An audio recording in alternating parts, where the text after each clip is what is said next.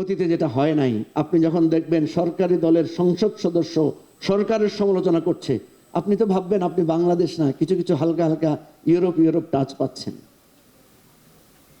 আপনি যখন কার্যকর করতে পারবেন নির্বাচন কমিশন, দুদক, তারপরে সরকারি কর্ম কমিশন, এই সমস্ত গুরুত্বপূর্ণ জায়গাগুলো যখন দেখা যাবে যে আপনারা একটা কমিটি নির্ধারণ করছে এবং সেই কমিটির মেম্বারকে প্রধানমন্ত্রী এবং লিডার অফ দ্য অপোজিশন দুইজন মিলে ঠিক করছে, ইনিই হবেন বাংলাদেশের প্রধান নির্বাচন কমিশনার, এনারা হবেন দুদকের কমিশনার, তাহলে বাংলাদেশ তো বদলে যাবে।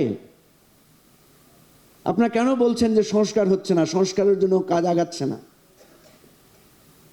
হ্যাঁ, একটা জায়গায় সংস্কার নাই যেটা সাধারণ মানুষ বুঝবে না, কারণ ওই যে ক্ষুধাতুর শিশু চায় না স্বরাজ, চায় শুধু ভাত একটু নুন, কিংবা যারা বলেছে মানচিত্র খাবো, ভাত দে হারাম জাদা, নাইলে মানচিত্র খাবো।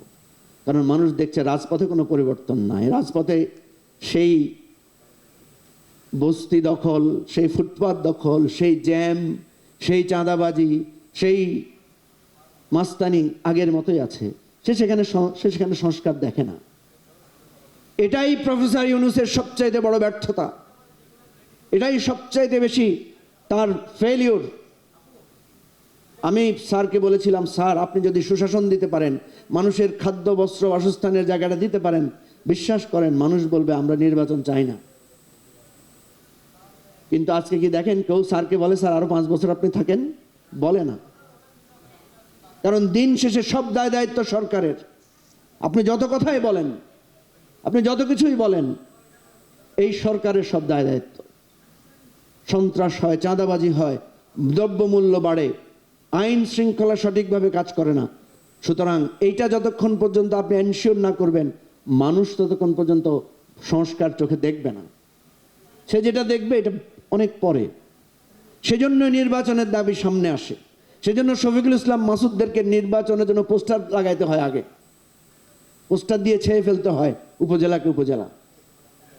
কারণ তারা জানে যে জনগণের দাবি নির্বাচনেরও আছে। আপনি কথার ফাঁকে উড়িয়ে দিলে চলবে না। আপনি বিচার জন্য কার্যকর ব্যবস্থা করবেন না, আর বিচার চাই করবেন, মানুষ কতদিন একই কথা শুনবে? এবারে আসেন নির্বাচন। প্রফেসর ইউনূসকে আমি বলেছিলাম, স্যার আপনি যদি ভালো সংস্কার করতে না পারেন, ভালো নির্বাচনও করতে না পারেন, তাইলে আপনি যে একজন শান্তির প্রতীক, নোবেল পেয়েছেন, মানুষ তো মনে করবে আপনি ওভার রেটেড, আপনাকে ভুল বিবেচনায় এই পুরস্কার দেওয়া হয়েছে। এটা তো আপনারই মাটি। সেজন্য অনুরোধ করেছিলাম যে আপনি যদি সংস্কারও করতে না পারেন, কারণ আমি দেখেছি প্রফেসর ইউনূস একটা শান্তিপূর্ণ নির্বাচন দিতে পারবেন কিনা এটা নিয়ে উনি সন্দিহান।